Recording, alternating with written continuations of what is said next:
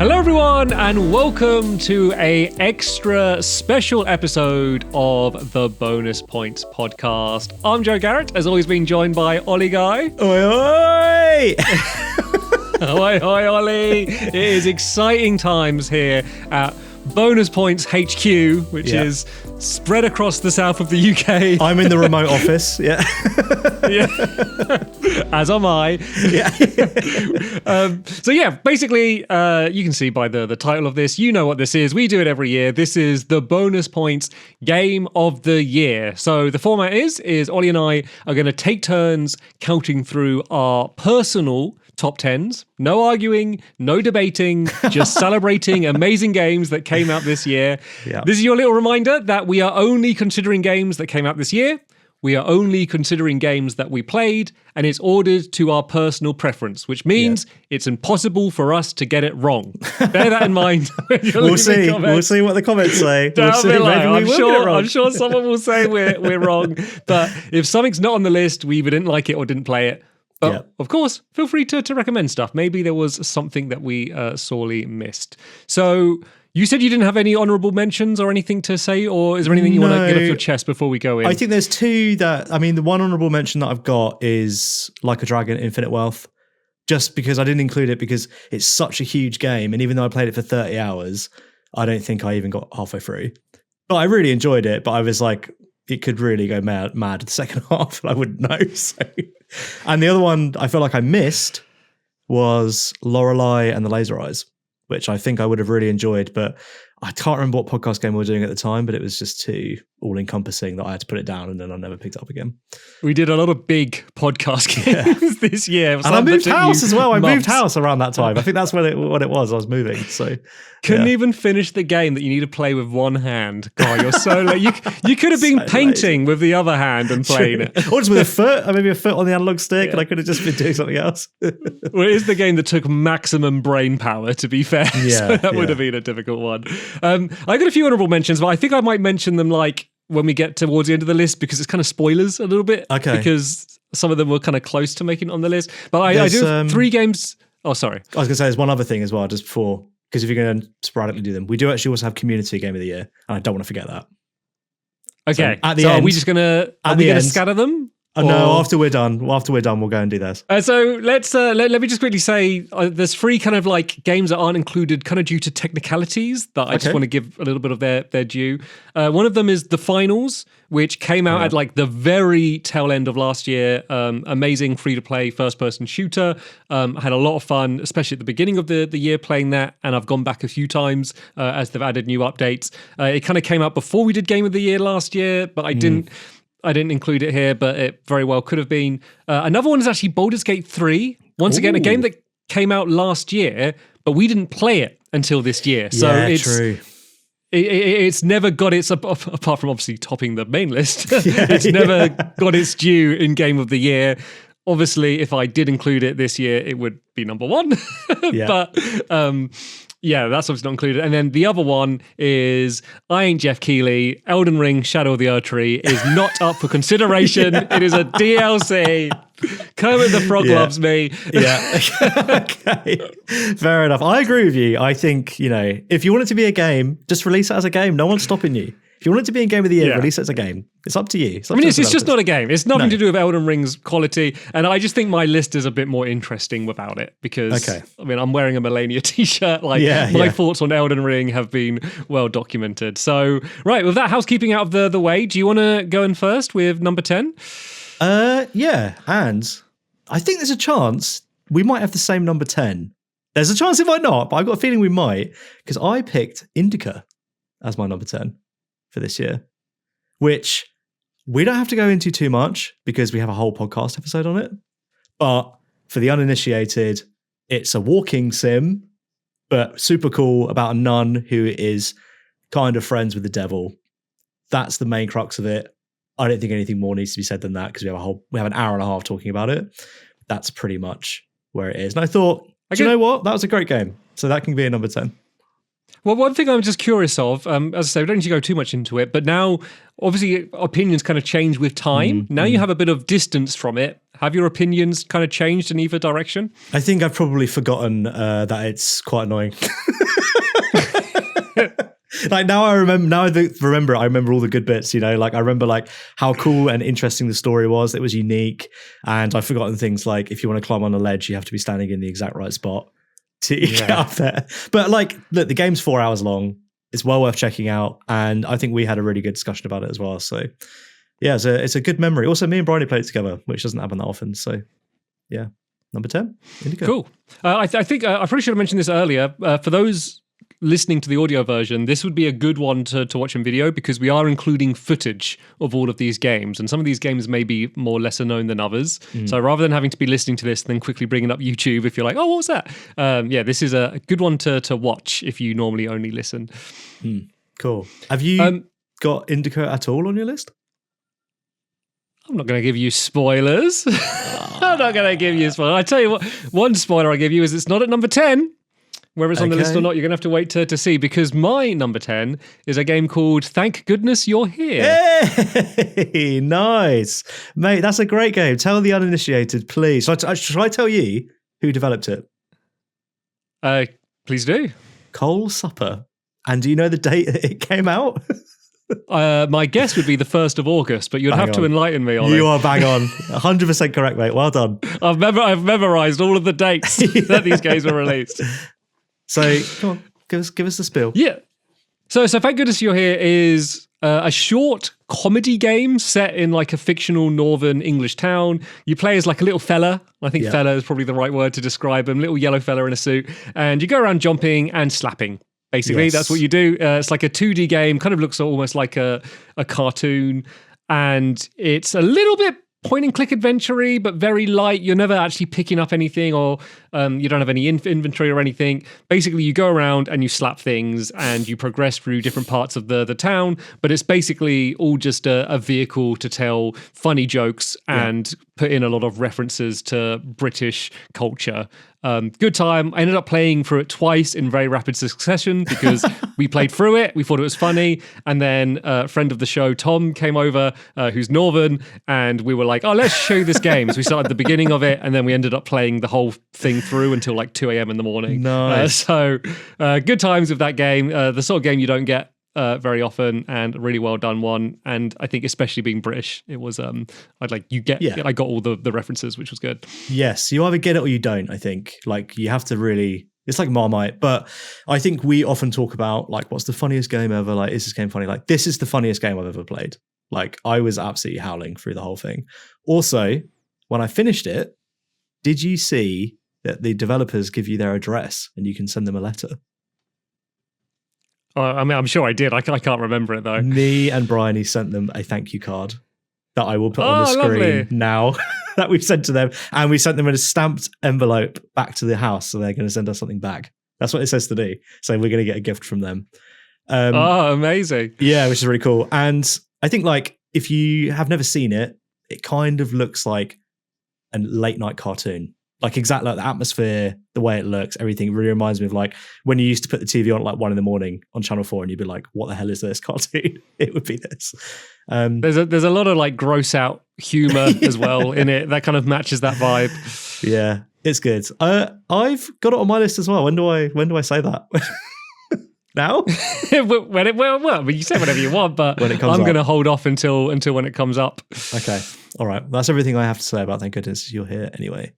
Right. So my number 9 is Sea Smash VRS, released on the 4th of April for the MetaQuest 2 by Wolf and Wood Interactive Limited. So there's a very high chance people listening to this have never heard of this game. So it was like a pretty small MetaQuest release. It's basically VR squash or like Breakout set in space.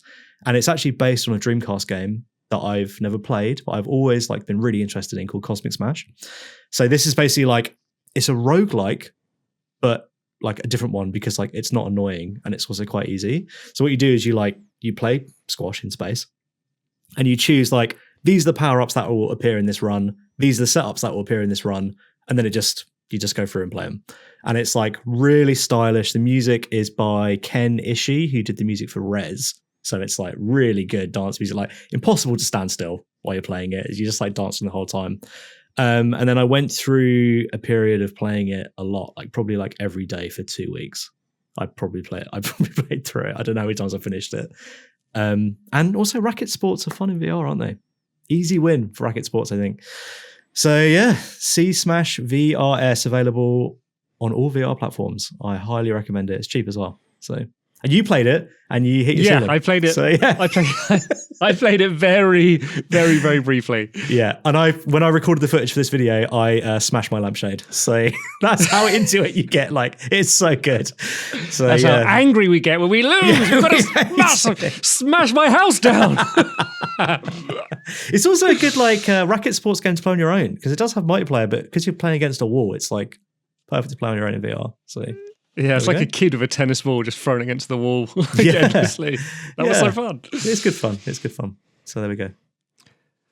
Okay, so going to move on to my number 9, which is Indica. Hey! So almost matching. Almost matching.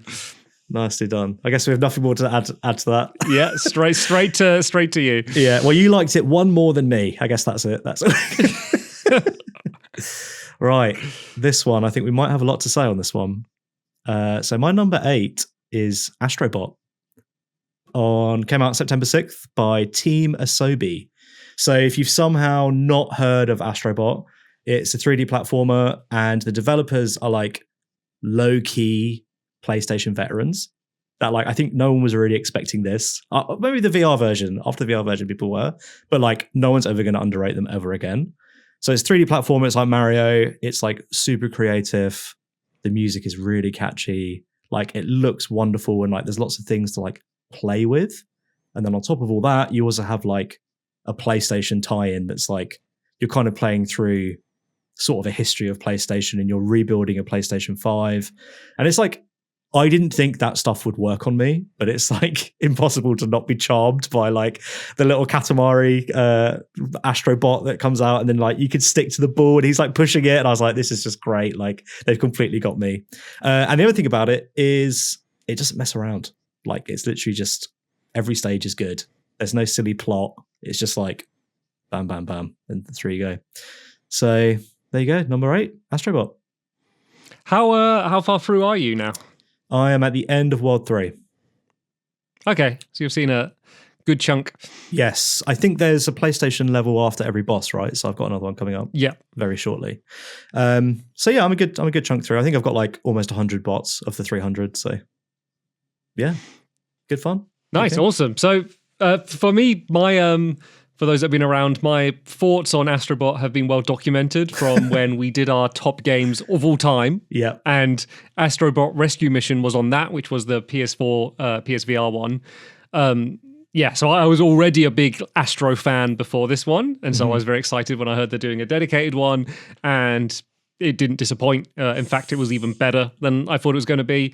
I really love the hub and getting to see all of like the bots that you've collected and them all going and teaming up with you. The amount of variety in the different levels is amazing. Like every level has some sort of gimmick, even if they reuse kind of abilities. Sometimes it's always kind of used in a different way.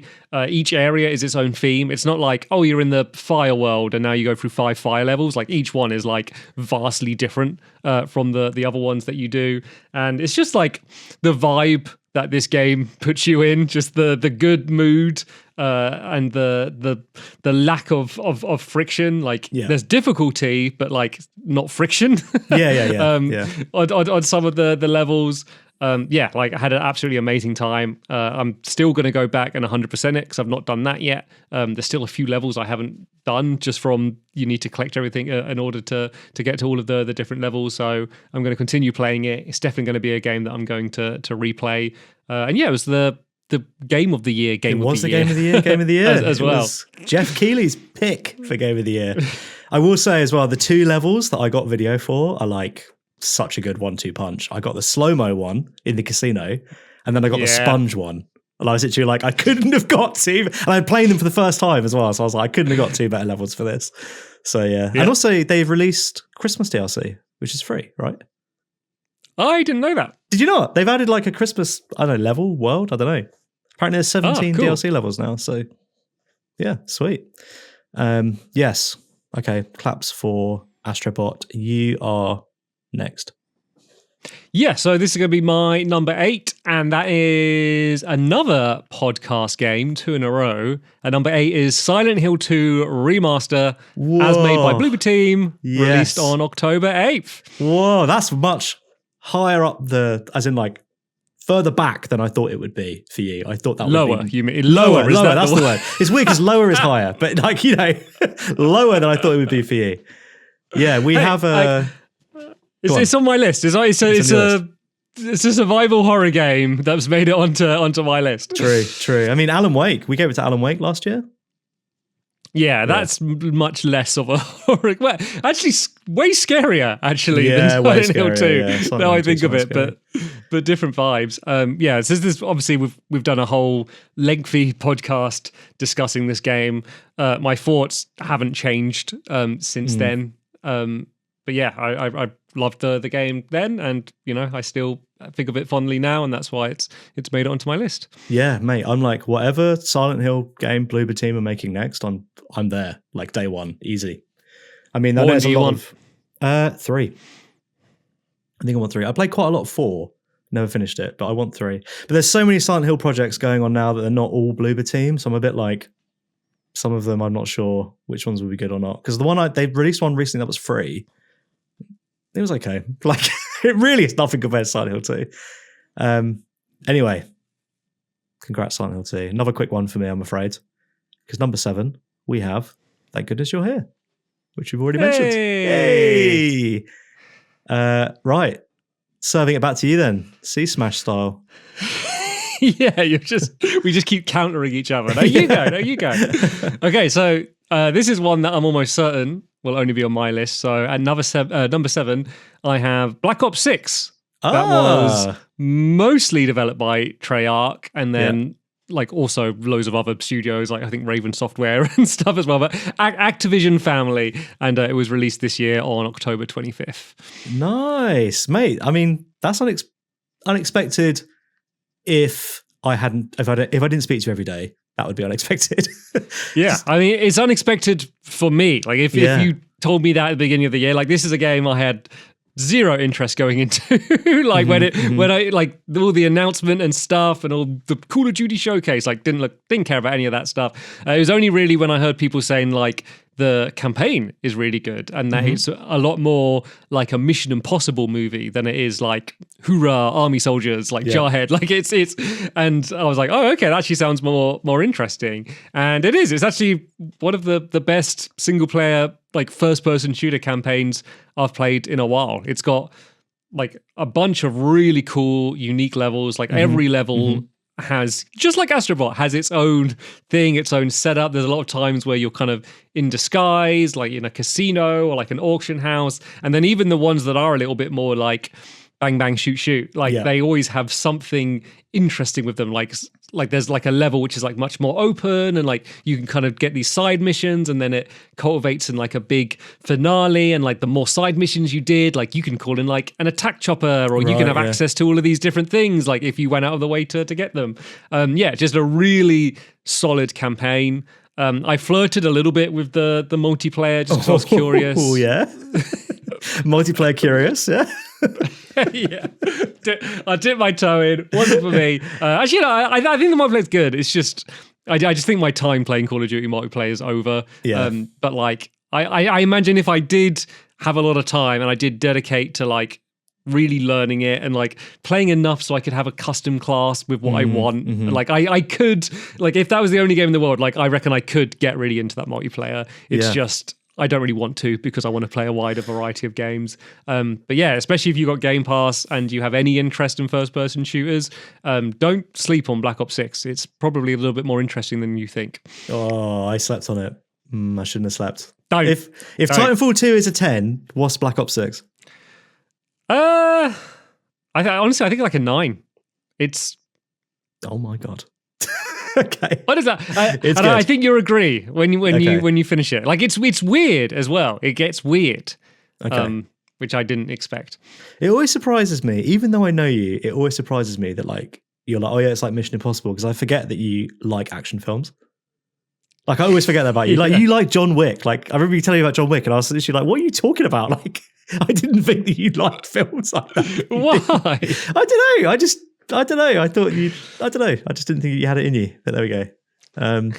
Anyway, there's another one I slept on then. Black Ops 6. So that was your number 6. That was my number 7. Okay, so my number 6 now is Animal Well by Billy Basso. Came out on the 9th of May. You may have heard of this because it was the video game Donkey Game. It is a Metroidvania where like regular animals are like the focus, and it uses everyday animals. It's not like, oh, we're going to use like mystical stuff. It's like, here's a puzzle featuring an otter. Here is a hummingbird. And then equally it has like everyday objects like slinkies and yo-yos, and it uses them as like interesting things within a Metroidvania as well, which like completely had my attention, that like it's so unique. But it's things that are considered to be mundane in gaming standards, but like they completely flip them and make them really interesting. And then not only that, but like the graphics and the soundscape are also like really amazing. To the point where like I remember seeing a screenshot and thinking, oh, you know, it looks cool, whatever. But actually playing it, it's like completely different. Like it's a really it's really it's not like transformative, like I'm changing or something, but like the fact that it's on a PS5, like you kind of forget that it's on a PS5 because it's so retro looking, but like so effective. It does the thing that I always really like, and it's kind of what came with a lot of these like 3D, HD, 2D remakes of JRPGs, like kind of Octopath Traveler and Dragon Quest III, where it has like an older style, but then some really modern techniques. So it looks like quite an old game. It even has like by default scan lines from like a CRT screen, but it has really advanced lighting and like smoke. If there's an explosion, the way the smoke deforms, and it's his own engine as well. he made the tech for it, which is bonkers, as well as the music and the art and stuff as well. And so I really love that mix. Yeah, the like when you throw a what's it called, like the little snap. It's like a firecracker. Firecracker, that's it. Yeah, and it's just like flashing, like it literally looks amazing in the smoke, like the way smoke fills rooms. It's like super cool, and yeah, just really interesting use of like what would typically be mundane things. I think is really interesting. So there we go. Yeah, I just want to talk a little bit more about it. Oh, because okay, this might be my chance to. Okay, go on. Yeah, sorry, go on. Yeah, no, I mean, this has been a big year for Metroidvanias for me, and this is the one that kind of fits into like, I'm going to kind of use the term cheekily here, but like I've heard people say it like Metroid Brainia. Like one of the things you kind of didn't really mention is that there's no real combat in the game. Like you have to avoid enemies at points, but you know, there's no attack button. You're a little like white blob basically making your way around, avoiding enemies, using the tools that you have, which are all toys, to survive. And I always really love the puzzle side of Metroidvanias. I often get a bit fatigued when they get too combat centric. I realize why they do tend to lean more combat focused, because they can make combat mechanics and then just add different enemies in different scenarios, and it's much cheaper to develop compared to like puzzles. You can't really repeat them because people have already worked them out. And they do really fun things where they teach you like, hey, this is the tool, like you can throw a frisbee and it will knock switches and bounce back and forth. And then they do a fun way of like twisting it where it's like, oh, you could actually use it in a different way.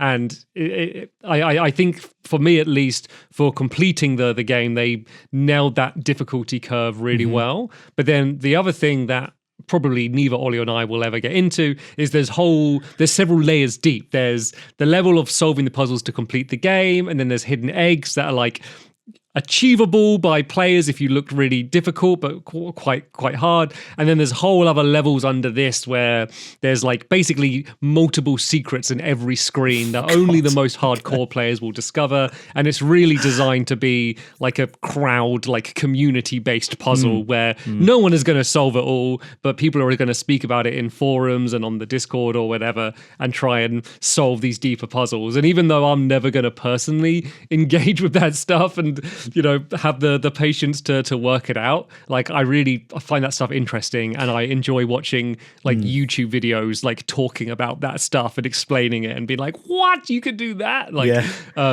I think that is what makes the game. Like it makes the game. It almost feels like back when you were a kid, and it's sort of like, oh, in Pokemon you can get Mew if you go down to like the truck. It makes the world feel like special and deep and like real somehow. There's all like this hidden depth to it, and you kind of start looking at it more as an entity rather than just a game.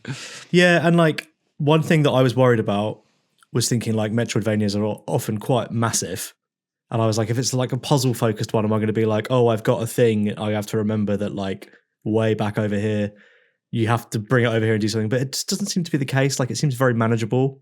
I don't know what it is about it that makes it so manageable, but it's like not overwhelming, not overly difficult. The puzzles are not that hard. Like it's kind of like you spend a couple of minutes playing around with the tools that you've got and the stuff it's giving you, and you will figure it out. So easy recommendation. Animal. Cool. Awesome. So we're going to move on now to my number 6, which is another one that's only going to be on my list, and that's because it's Stalker 2, which was made by GSC Games, and it was released on the 20th of November. Awesome. Please tell us more, please. I will do. Thanks for asking so nicely and politely. Please. So this is one that it may end up higher or potentially lower. It's one that I'm still playing. It's a long game, but I've put like, I'm pretty close to, I don't know, I'm at least over 15 hours through. So it's not like I've just done the intro. Like I'm deep into Chernobyl, where the game's set. For those who don't know anything about Stalker, they're first-person shooter games. This one is the first one that's kind of like a full open world, where you're going through a place called the Zone, which is basically the aftermath of the Chernobyl incident in Ukraine, and you don't know exactly why, or at least I don't, but it's basically really affected the land beyond it just being radiated. It's created all of these like anomalies, which are these kind of strange events, and there's these mutant creatures, and you're going around this sort of like post-apocalyptic landscape. But it's quite interesting because it's quite like, there's like the whole they keep talking about the mainland. So there's like real life, normal life going on outside the Zone, but you're just in this area where everything's messed up and everyone's struggling to survive. And like, there's all these different factions that you work with. But it does what I like, where it has a really open style of mission and like quest design. There's a lot of exploration and just like what I kind of liked from like early Fallout games of just seeing a thing and just going and exploring it. And there often being like interesting little environmental puzzles to get these little caches. A lot of things where, you'll be told in like from different people in a mission, you should do this or you should do this. And it's kind of up to you to which one you follow, or do you just shoot one of them? Like it has really open design there. And then the other thing that I'm really enjoying is it just has a really amazing atmosphere. Like just walking across the landscape, what it does with audio design and the environment design and the music that comes in as well. It just has a really strong sense of atmosphere. The atmosphere sometimes gets broken by bugs. It's a very buggy game. Yes. Luckily for me, it's mostly been visual bugs and then also just frame rate issues in certain areas. That is, I'm sure they're going to patch it to a certain extent, but I like it seems like with all of these games, that is just something that you put up with, and this seems to be much more ambitious than previous ones. But it hasn't ruined my experience yet. I do know community member Mike, he's had a game-breaking bug, so he can't continue, and he was really enjoying it. So like it can get bad out there in the Zone. Yes, for me, it can, yeah. So far it's been okay. That's what's impressed me about Stalker 2 is like I've only played it for like 5 minutes, and I played it in like completely the wrong scenario. Like my brother was here, we were messing around, and I was like, open my inventory, and it was like food and stuff, and I was like, I can't do this now. Like this is not the time to do this. But what's impressed me is that loads of people have played it, and it's like it really feels like against all odds, it's doing really well. Like it's pretty buggy, but because the team is developed in Ukraine, and it took a really long time to develop, and it's like overly ambitious, like as in it's got big ideas, but yeah, everyone is like, this game is actually amazing and you should definitely check it out, rather than being like, oh, it's buggy and it doesn't work.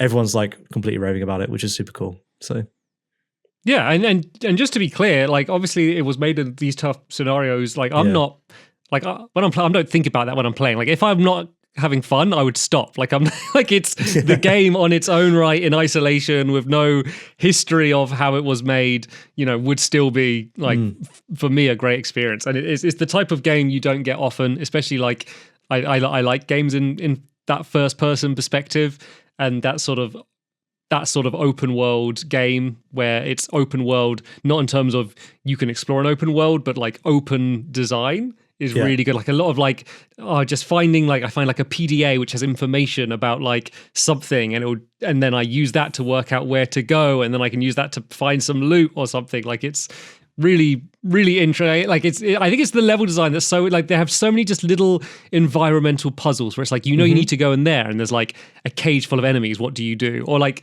they have this thing where they basically have like these shards of glass that like floating throughout the air, like kind of scattered around the place, and you have to walk through them really slowly, otherwise they like cut you.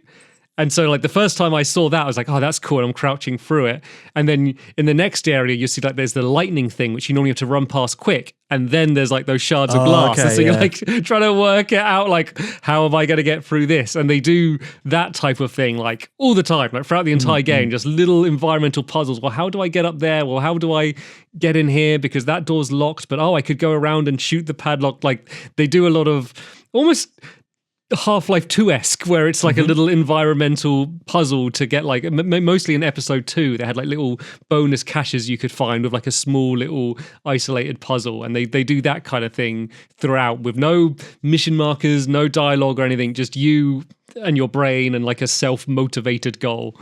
Just you in the zone, baby. You and Me in the zone. Well, very nice. So that was your number...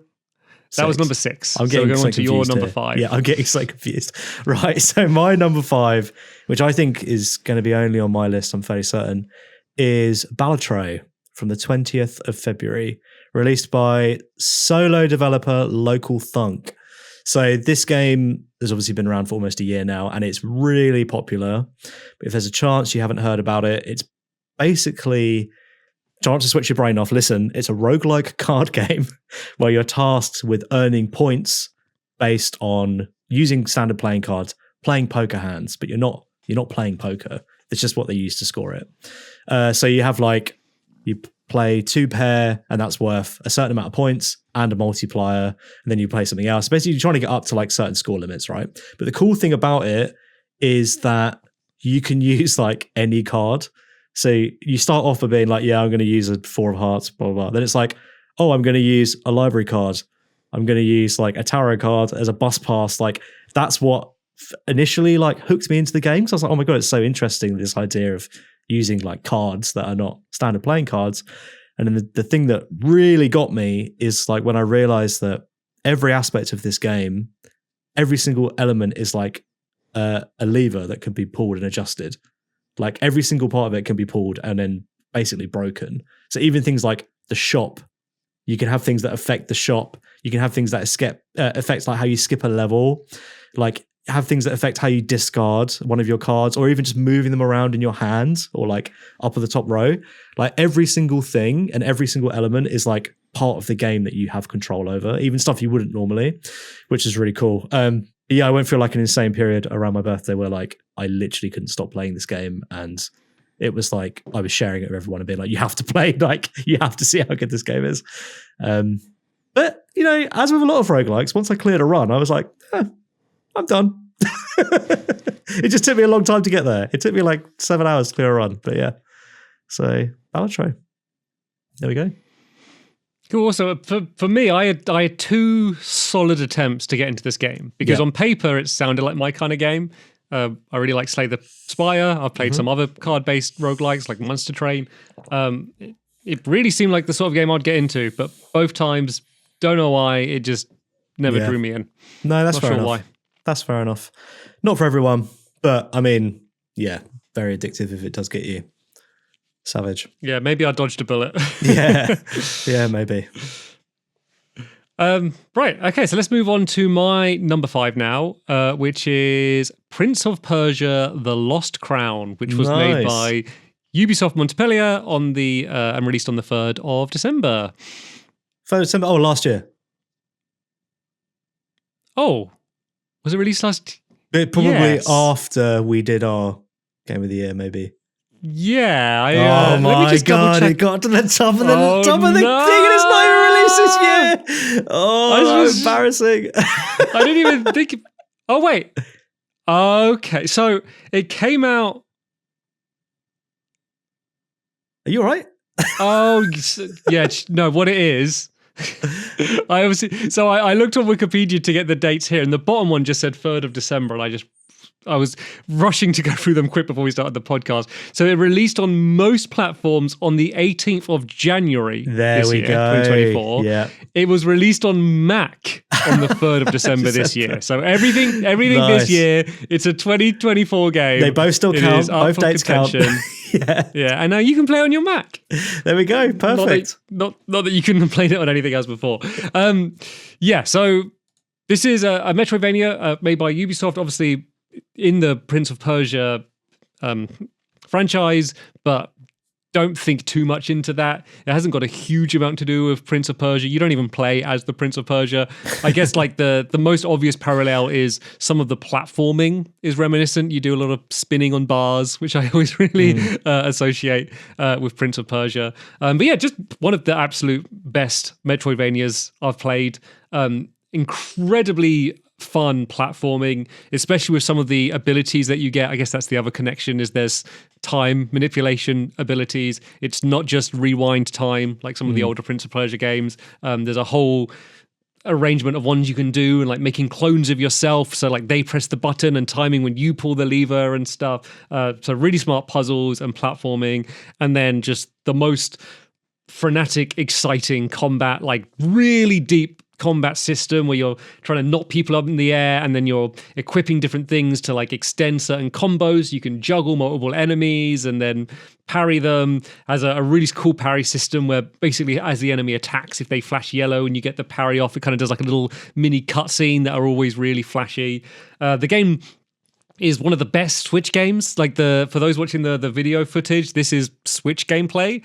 And especially on like a Switch screen like that size, it looked amazing. Like I remember, well, I was on a coach playing it, and I was just like, had my headphones on, has a really amazing soundtrack, and it's like really exciting. And I remember I looked around the coach and just saw everyone else like bored, like scrolling through Twitter, like, thinking like, I'm so glad I'm a gamer because I'm in like this whole nother world, like going through like this amazing action sequence on my little Switch here, and everyone else is just like, you know, brain rotting like on the coach around me. It has a really good map, and it's probably the best map out of the Metroidvanias I played this year, and a really great system where it doesn't mark things on your map very much. You mark them yourself, which I always really like, and has a smart system where if you run into something and you're like, oh, I don't know how to get past that, I take a screenshot of it, like an in-game screenshot that gets put on the map, and so you choose when you want to do that. And so rather than leaving just a little icon and being like, oh, what did that mean again,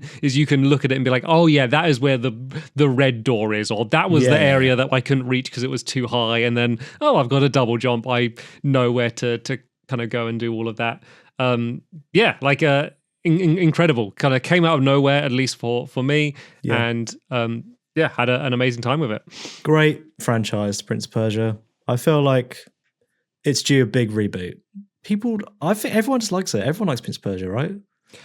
Yeah, but they were doing a remake of Sands of Time, and then I don't think they cancelled it, but they restarted it with a new studio or something. It's been having bit of a troubled time, but I mean, this is way up there with Sands of Time. Like I know you're probably thinking of a 3D one, like full 3D. But I mean, this was just an amazing game in its own right.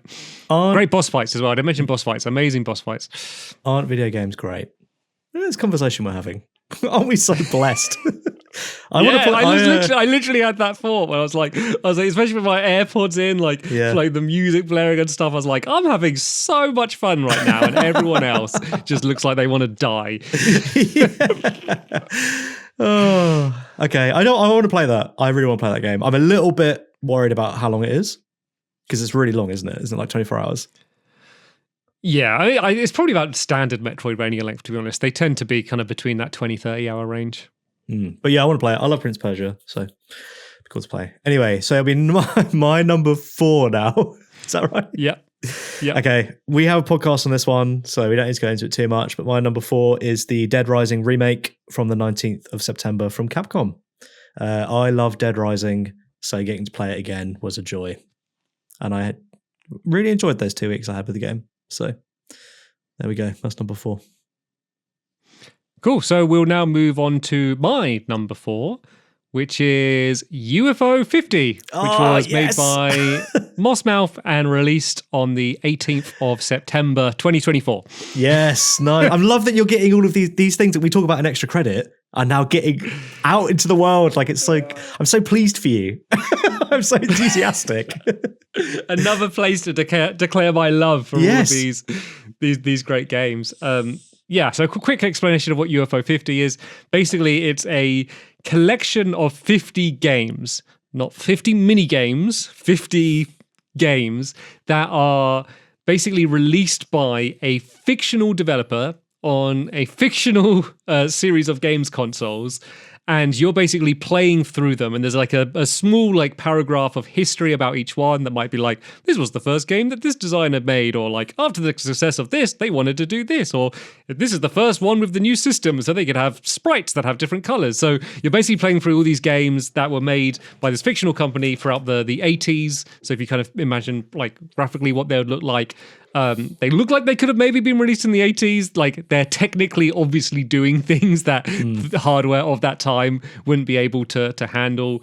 And it's just a collection of really great games. Like almost all of them I have liked. Some of them I have loved. Some of them could have almost made it onto the list as if they were a standalone game. Nice. But there's so many of them. And I've been playing it on the Steam Deck. It's amazing on the Steam Deck. I'm sure they'll bring it to the Switch or the Switch 2 or whatever, because just having it there is like, oh, I want a quick blast of this. I'm going to go back to this game I like, or I'm going to treat myself to dusting off the cartridge of a new one. It does like a little animation. I mean, it's just a collection of games that for some people might be nostalgic of that era. For me, I wasn't alive in that era, so I don't so much have nostalgia. So I'm really kind of in the 80s. I wasn't alive in the 80s. Like 8-bit games, we still get them in like 1990. No, the style of these games. Okay. Like they're 80s, not 90s. Sorry, I interrupted you, but okay. I was born 1990, so it's only until what, like 1996 or 7 that I can really remember playing games. Yeah, true. So, but that's what I'm saying is like, you don't think that you need to have nostalgia for these types of games. Like, they look like old games. You know, they don't play like old games. It has like modern game design. Like, they're not making them purposefully like convoluted or complicated. You know, it takes the learnings from modern game design and applies them kind of through this really interesting lens. It took them a huge amount of time to make. I think it was like 8 years or something. A small group of developers were working on this.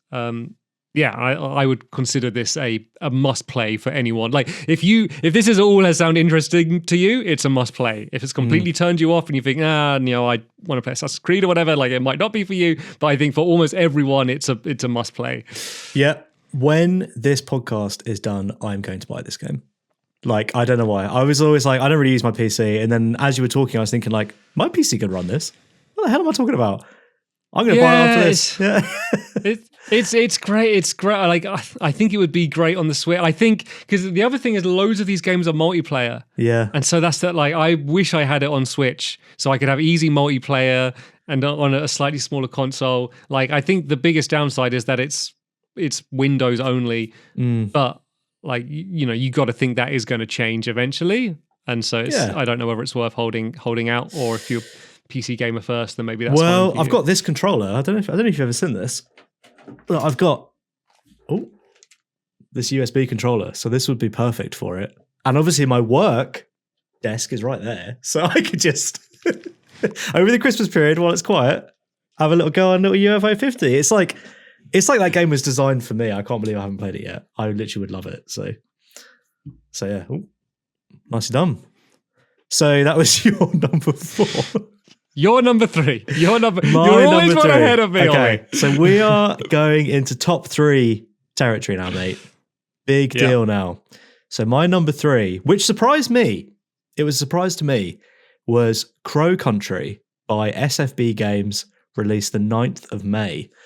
So this game is a PS1-ish, horror-ish inspired adventure game that plays kind of like one of those Resident Evil like puzzle box games. It's like, oh, you get this key for this door on the other side of the environment, and you kind of run back and forth across it, solving puzzles, fighting enemies, opening doors, unlocking new areas. But like, it just has an unbelievable amount of forward momentum. That's like, you're pulling threads, and it's like when you get to 90% of your thread, you can see the next thread. So you're never ever walking around going like, what am I meant to be doing? I don't understand. It's always like, you always know exactly what you're meant to be doing, and everything, because it's set in a theme park, everything is so unique. It's like when you get, I don't know, like a mushroom key, you're like, oh, I know where the mushroom is, because obviously there's a giant mushroom standing in there. Or like, oh, the fairy or whatever. It's like, oh, I know where that is because it's a theme park. Like, obviously there's only one giant fairy in it. Not only all of that is really good, the combat is fine, but the thing that actually really impressed me is the story, which I was prepared for it to be the most throwaway, like not that interesting, don't care. But the story was really good, and it pulled me through. I finished the game in 2 sittings, which is like rare for me to finish a game that isn't a podcast game these days. But like, yeah, 2 sittings, I was like, I just have to play it and I have to see how it wraps up. So, Crow Country. Cool. You only played that recently, right? Yeah, this month. Mate, the funny thing is, it's like, in December, we do the Christmas quiz and the Game of the Year thing. So it's like, we don't have to play any podcast games for Christmas month. I've played so many games this month like that I missed out on this year. I've been like jumping between them. But yeah, Crow Country was enough that I finished it. So, mate, you should play it. I recommend it. It's very, very good. Also, if you can get it, it's not that long. So if you can get it for cheap, like on a sale on the Switch, then yeah, definitely one to get. There we go. Cool. Awesome. Sounds good. So we move on now to my number 3, which is another Metroidvania, one called Nine Souls, that was made by Red Candle Games and released on the 29th of May. Amazing. Another, that's a Steam Deck one, right? It's on consoles now. It's on Game Pass now. Actually, the footage I captured was from Game Pass because I couldn't be bothered to try and set my Steam Deck up to record on the Elgato. So I just started a new save on Xbox. Yeah. So hopefully this is going to bring a lot more people to the game, because I think it is definitely a game that deserves more attention. Mm-hmm. Maybe the most beautiful Metroidvania I've ever played. Wow. The soundtrack is also fantastic. Has a really unique combat system. Basically, when you parry, you kind of gain like these little tokens that you can then dash through enemies. And then if you hold that dash button, like basically you put like a kick me sign on their back. Like you put a token on them and then you keep holding it. And then there's like a little explosion afterwards that does damage. And then you have a lot of customization about like how that works. Like you could do it so you don't need to hold it, or you could do it to do multiple enemies. So there's quite a lot of variety in terms of the class that you can make, kind of similar to Hollow Knight with the badges that you can equip. And it's really the combat and the world that you're exploring, which is the standout. There's a much lesser emphasis on platforming and puzzles compared to Prince of Persia and Animal Well. It's much more combat focused, but it has really good boss fights, really challenging boss fights. Like one of my few negatives is by the end, for my skill level, I thought that there was too much of a leap in difficulty in terms of just the amount of health bosses have, where like I feel like, okay, I've learned their moves, like I can do it all, but the fight will go on for so long, and bosses will have multiple stages that I'm like I know the answers to all of the questions. It's just if you ask me 100 times, one time I might accidentally tick the wrong box, you know? And it's so punishing.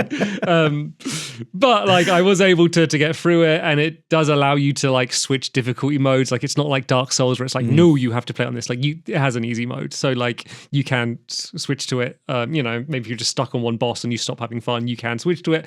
But there was a lot of bosses that I didn't do that, and I did get that satisfaction when I beat them. And then the other thing that really stands out about this game, which is normally an area that Metroidvanians are lacking a little bit in, is the story. It's a really good story. It's like like story's much more of a focus. Like there's a huge amount of dialogue in this game, and you have like your hub with your kind of characters, your weird mismatch of kind of friends that you make along the way, sort of unlikely companions that you might find things for, and you go back and talk to them, and often it won't even upgrade something. Sometimes it does. Often it just adds dialogue options, or you will bring back something like some paper and coloring pencils, and then they'll start drawing things, and you'll start seeing them sticking them up around the hub, or things like that. Or you bring back something where you can have a drink with someone, or play like a board game or something. And then the overall story, which is like a really quite depressing story when you look into it, but it's really interesting throughout. And then the lead protagonist, Yi, is just a really interesting character where you're never quite sure of their motivation throughout a lot of the game. Like they never expressly say it to the other people, and so you as a player don't really know it, and so you're never really sure, like, are they good? Are they doing the right thing? Why are they doing this? Like, it gradually drip feeds their backstory through flashbacks, and you kind of you learn their motivation through those flashbacks from where instead of it ever actually just being said outright. And so that was something that I didn't expect was the story. So yeah, really an amazing Metroidvania. So do you think it was the story that put it above Prince of Persia for you? Yeah, I think the story, and then I think I prefer the setting as well. Like it's kind of it's like an Eastern setting. I think it's Taiwanese, but then it's also like mixed with sci-fi, and I really like. It has a lot of like kind of sort of classical like Eastern elements into it as well. Like a lot of like you can feel like, oh, this has been like our long-running tradition, and it's kind of it's not based on exact real ones, but you can see it's kind of based in reality, but then also like a bunch of sci-fi stuff as well. And it's like I really love that combination, so I think that probably helped for me. I think I slightly prefer the soundtrack. The combat systems, like, it's hard for me to pick one between them. They're like, you probably couldn't tell from gameplay, but they're really quite different. Right, between the two of them. So it would be hard to pick between them. But I mean, they were close. They're only 2 apart. One was 3, one was 5. So it's not I don't think it's worlds better than Prince of Persia. Nice. Well done, Nine Souls. So that was third. Yeah. This is your number 2. My number 2, guys. It's Silent Hill 2, of course. Bloober Team, October 8th. We have a podcast on the whole game. I am now a Silent Hill fan. I've been converted thanks to the time I spent in that horrible town that I see in my restless dreams. But yeah, there we go. So cool. Not surprising considering how we went on the podcast. You wanted it higher than we both really liked it. You wanted it higher. That kind of lines up. I had mine on at number 8. So yeah, my number 2 is Animal Well. Hey! My third Metroidvania. And I even played more Metroidvanias this year that didn't make the list. This was really a Metroidvania year, and really, really good ones. So yeah, Animal Well, number 2. I've kind of said my piece on it before. Yeah, it's great. It's great. Right. Oh no, I guess that leaves my number 1, doesn't it? Okay. Are you going to allow me to speak? And you need to be actively listening to what I'm saying here, to my number 1. This is going to be long. Okay, but should I just mute my mic? What do you want? I want nodding, I want smiling, I want joy. So my number 1, probably by quite a long way, to be honest, is Dragon Quest III HD 2D, released November 14th by Square Enix. Dragon Quest III HD 2D, for those who don't know, because the game sold really well, like it's doing absolute numbers on Steam, so a lot of people playing it. It's a remake of Dragon Quest III, which is a JRPG from 1989. We did not get in this country. However, I did go ahead and buy myself a copy of the original Japanese cartridge because I was like, I bought the game digitally and I was like, God, I wish I bought the game physically. And I was like, I'm prepared to spend up to £60 on something Dragon Quest related. This was a £5, including delivery. So what would that go into? A Japanese NES. Oh, is that the Famicom? The Famicom, yeah. And it's got someone's initials on it, which is pretty cool. Anyway, so the game's a JRPG. It's pretty simple setup. It's like a young guy, turns 16. His family are like, okay, go out, become a hero, your dad did it, and then we lost him, and then that's like pretty much it.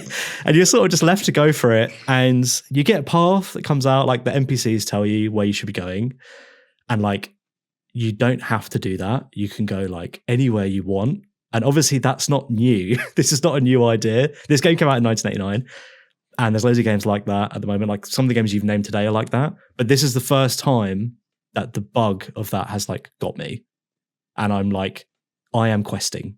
I am now dragon questing. I'm going on an adventure. It's not overwhelming. If I get stuck somewhere, I just go and do something else, and I come back a bit stronger and I overcome the challenge. People have been saying this for so long about so many games, and I could never get it. But like now I fully get it. Like this game is quite easy. The battles start, like it's a turn-based game. It's quite basic. But where I am now and where I've been for like probably 10 hours or so, it's like I'm actually making decisions that count. Also, for the first time in a JRPG I've ever had that, where like we talked about playing Pokemon, we did it for the show, and we're like, oh yeah, we just like mash attack until the other guy falls down. But like in this game, I'm like buffing and like debuffing and using items constantly. It's like I'm literally playing a turn. I'm having a turn in a game. Do you know what I mean? Like it's like I'm playing a tabletop game, and it's like it's my turn. I'm sitting there like, oh, what do I need to do? Like, and I'll like line everyone up, and then I'll be like, no, I'll scrap it all. And then I'll like reset up everyone's turn again. Like I'm actually really thinking about it, and I've never had that in an RPG before. Like normally I'm just like, I don't understand what I'm doing. I'm just going to go for it.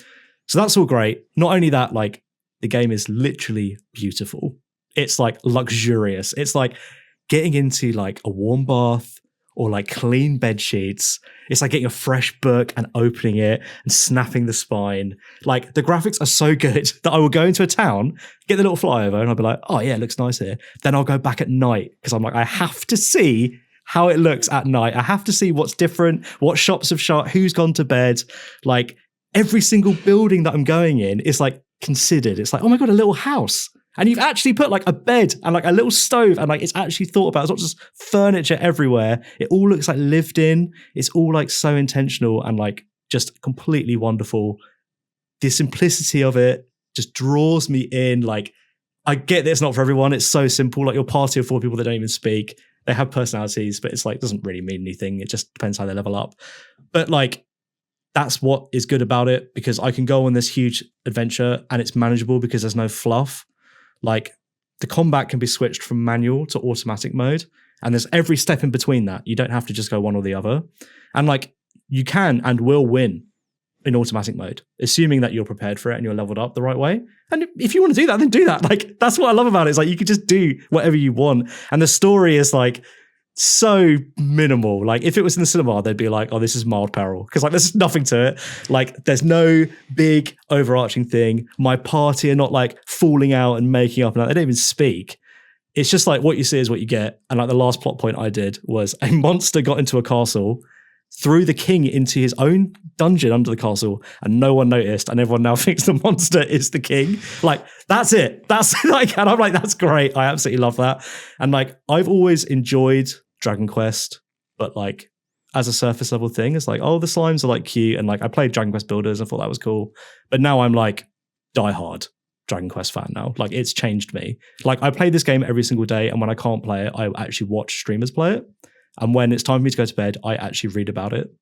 And there is so much to the game that the feeling I get, it's probably not true, but the feeling I get is that I could play it for the rest of my life and I will never see all of it or learn everything there is, because there is so much going on. And that is why I literally love Dragon Quest 3. So there you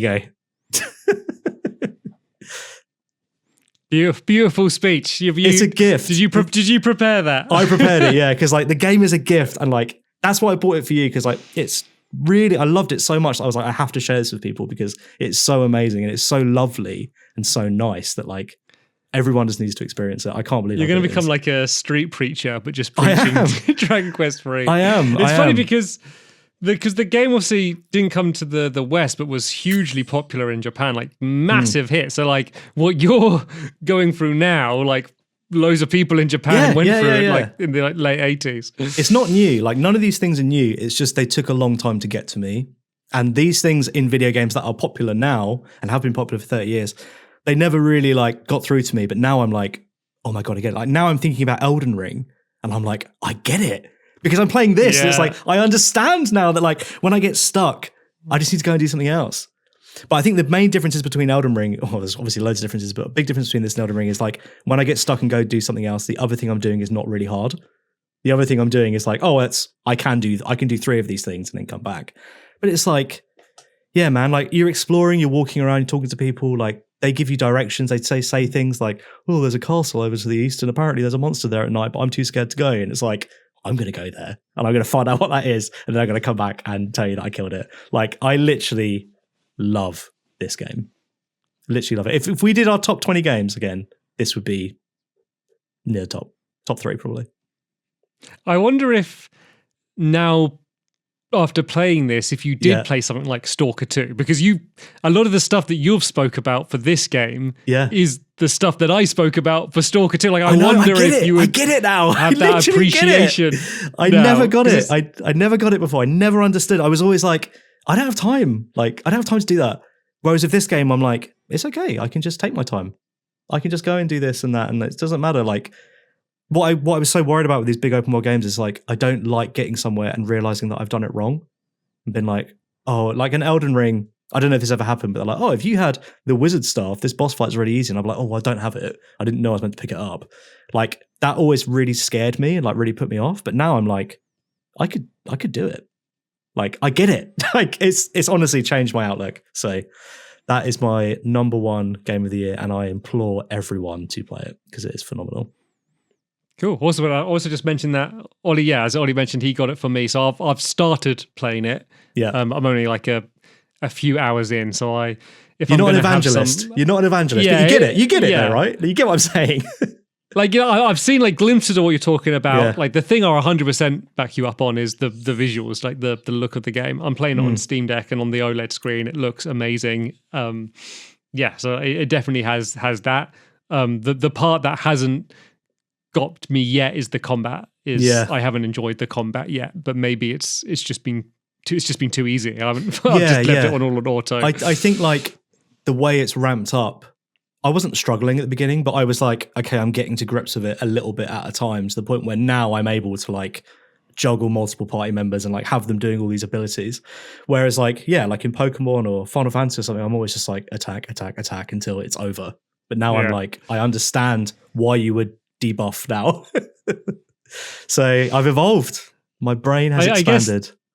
That is the thing for a lot of the games of that type that I like.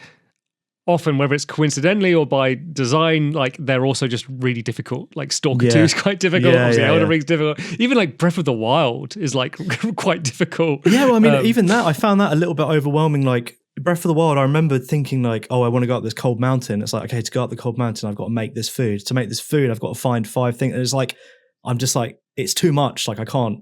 It's like gives me anxiety thinking about it. Whereas like, because this game is so simple, it's given me that freedom that those games give lots of people, but without any of the complications. Like it's so easy. The other thing is like accessibility wise, you can turn the objective markers on and off. Like I've got them on, but I just ignore them because I know that I'm like, oh, it wants me to go that way. I'm going to go left then. And then the difficulty you can put down to easy, then put it back up to hard and it won't, or back up to wherever you want and it doesn't affect anything. And obviously the auto battle is like, the auto battle is that AI will always make the best decision, which is just great. And obviously it helps, like you watch them and you understand what to do because you're seeing them do it. And then you can also you can change the battle speed. I just play on fast. It has ultra fast as well, but fast is fine. But like when you're leveled up and you're running back for an area on ultra fast auto, it's literally like your party is just turning enemies into like pink mist. And like you're just getting like money and experience points. It's so much fun. But yeah, it's just like, I genuinely think it's like a gift, like how good this game is. So there we go. That's my spiel. Thank you for listening. Thank you, everyone. Right. Okay. So I guess it's over to my number 1. I feel like, how am I going to follow that up? Well, I guess firstly, I'm going to do a few quick honorable mentions. I'm just going to list through them. I won't talk about them.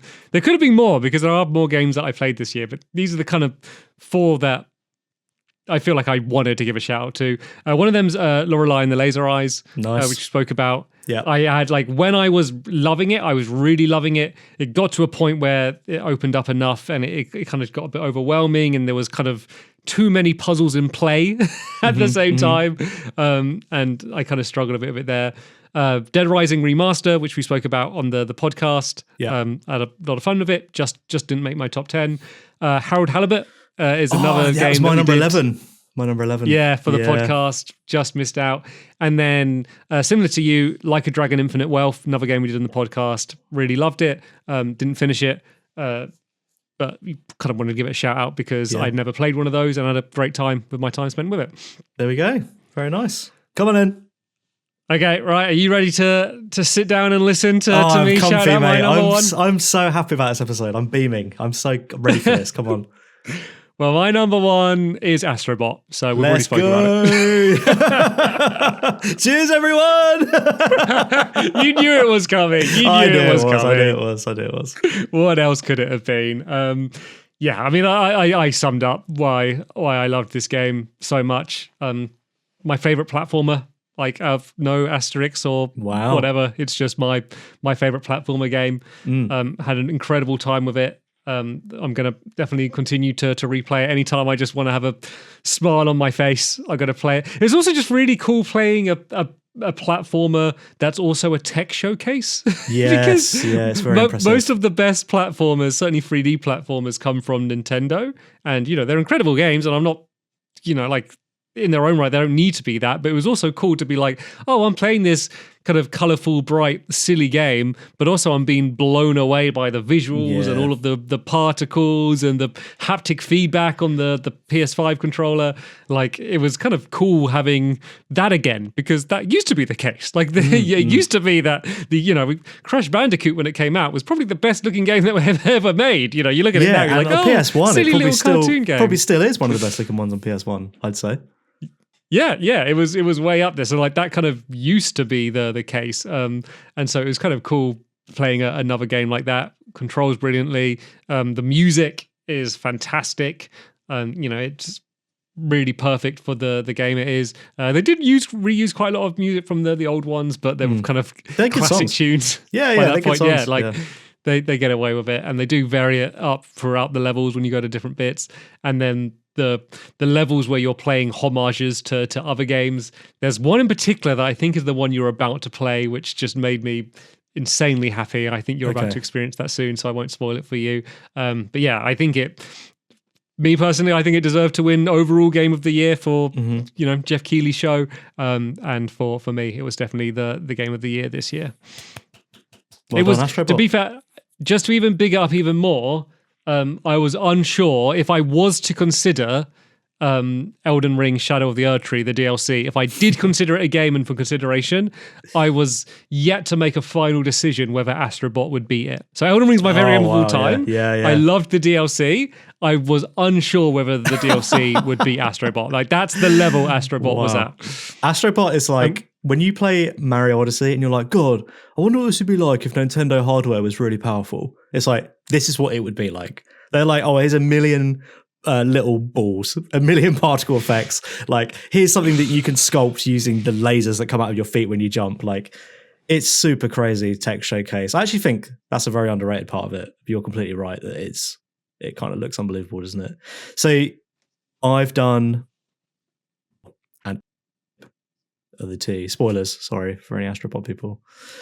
I have to say I was very surprised being included. I was not expecting that at all. That was there was devs that worked on at Team Asobi, so that may have had something to do with it. Yeah, fair enough. No, it's good fun. Good fun, great game. And the guy that made it, like I've seen him in a lot of interviews, like not the guy that made it, the director. He seems like a really nice guy. So good for them. There we go. So community. Well, should we work out our combined as well? Yeah, is it Astrobot? Right? You put Astrobot at 1, I put it 8. I mean, do we just add them and see what has the lowest score? Would that work? Are we going to do? Let's do that, and then if we're not happy, we can discuss it. So, what was Astrobot for you? 8. So that would be Astrobot's 9. So would we have anything that would go lower than 9? So Animal Well for me is 2. 6. So Animal Well's 6. So I think it's That's probably 8. between Astrobot and Animal Well. Silent Hill? That's 8 for me. Okay, 2 for me, so that's 10. So it's probably, I guess between those 3. numerically, it's Animal Well, right? Yeah, is that what you would want out of the 2? Yeah, it's the one I put the lowest. except for Silent Hill, but like that's so far up. It's like not even up for discussion. I'm happy with Animal Well. I think it's a bit of a cooler pick. I think Astrobot, like, it's a good game, but like I don't want to be like Jeff Keighley. You want your indie alternative pick for Game of the Year. Yeah. No, I'm not going to argue that down. Like I've said how much I love Animal Well. I would be happy to put the bonus points badge of honor on that game. That also came out of nowhere. That game, I was not expecting to enjoy it as much as I did. I was following it for a while. Okay. I was expecting to like it, but liked it even more than I thought I would. Did you know we have a Patreon? Maybe you're unsure what that is. Patreon allows you to support us directly, and in return you get exclusive stuff. Access to our Discord server, behind-the-scenes content, and an exclusive podcast series. Your support means we can up our production and continue making fun videos. You can join us at patreon.com/thebonuspoints. And it has a free trial too. Woohoo! So, community vote. Have you got any guesses? So how was the community vote set up? So what I did is I set up a form that said, please type in the name of the game. And I also put a date and said, please put the date, because I didn't want anyone putting games that weren't released in 2024. And then basically what I did is I went through and just made sure that all the spellings were the same. So that that's what I was curious about. Yep. So there we go. That's how I did it. So, what do I guess what number 1 is? Well, it's top 3. So if you can guess any of the top 3, I'll be impressed. Okay, so I'm assuming they're not going to line up with no, top 3, not at all. Oh, what was was it Lethal Company? That game that didn't come out this year. It did not come out this year. I reckon it's probably going to lean more online multiplayer than we did. That's a good shout. That's a good shout. One of the games is a very popular franchise, one of the most popular franchises in the world, and it's a game that I just kind of forgot. I don't know. No idea. Okay, just third place. Third place in joint third place with 4.3% of the. 6% of the vote. This is joint third, so there's a lot of games people voted for. Was Legend of Zelda: Echoes of Wisdom. Of course, was that the one you were talking about? Yeah, big franchise. Neither of us played it though, but yeah, just completely forgot it came out. And then also with the same percent vote was Persona 3 Reload, which neither of us played again. Yeah, yeah, good for them. That's joint third, and then in second place, then with 8.7% of the vote was Balatro. The people love Balatro. They love to pretend to gamble, but not actually gamble. People are hungry for it. So number 1, this is mad. I can't believe neither of us played this game. With 15% of the votes, it's a huge chunk, was Helldivers 2. Of course. Yeah, that's the obvious multiplayer game that everyone's been playing. Yeah, Helldivers 2, everyone loved it. So they play it in the Discord community. So I guess everyone's been playing it with each other and stuff. So yeah, there's a lot of games on here, interestingly enough, that I've never heard of that have only had 1 vote that I'm like, we need to do our research here.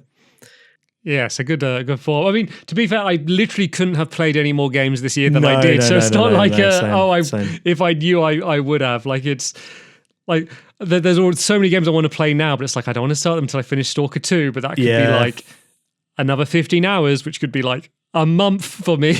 Yeah, of course. Yeah, of course. Yeah, so there we go. I guess the community pick for the year is Helldivers 2. So thanks for voting, everyone. Nicely done. Awesome. What a blind spot we both had there. I reckon we could have had some fun and still could have some fun with it. Yeah, it's just PlayStation exclusive, and I need PS Plus, and I don't have PS Plus, and I don't want to buy another service. I've already got Xbox Live. But who knows, like next year, like console exclusives are rapidly becoming less of a thing. So maybe next year. Yeah, normally the other way. Normally the other yeah, direction. So they're not. The PlayStation aren't really eager to put their games on Xbox, but it could happen. Could happen, especially because they're on PC. But yeah, that's everything. We haven't decided what game we're doing next year yet, so I can't even announce that for the next podcast. Yeah, so I guess if you are one of the people that plays along, I guess just keep an eye on all of our socials, and once we have decided what games we're going to play, we'll announce them there. But apart from that, everyone have a amazing holidays, whatever you're doing, and if you're celebrating. Also, just thank you for spending your time with us throughout the year, whether you've just come along for this one, or you listen in occasionally, or you're someone that listens to all of them. We really appreciate the support and all of the comments and feedback that we get. It's nice. We always kind of thought of the podcast as an excuse for like us just to chat about games that we like and play more games, but then it's always just an added bonus that afterwards we get to go and look through all of the comments to hear what everyone else says. So thanks for kind of staying so active throughout the year. It's really rewarding. We read them all. We literally read them all. So thank you so much for commenting and watching, of course, listening, or however else you're supporting us. Everything you're doing kind of supports us. So thank you so much, everyone. And I guess we'll speak to everyone next year. See you next year. Cheers, Cheers, guys. Bye. Bye.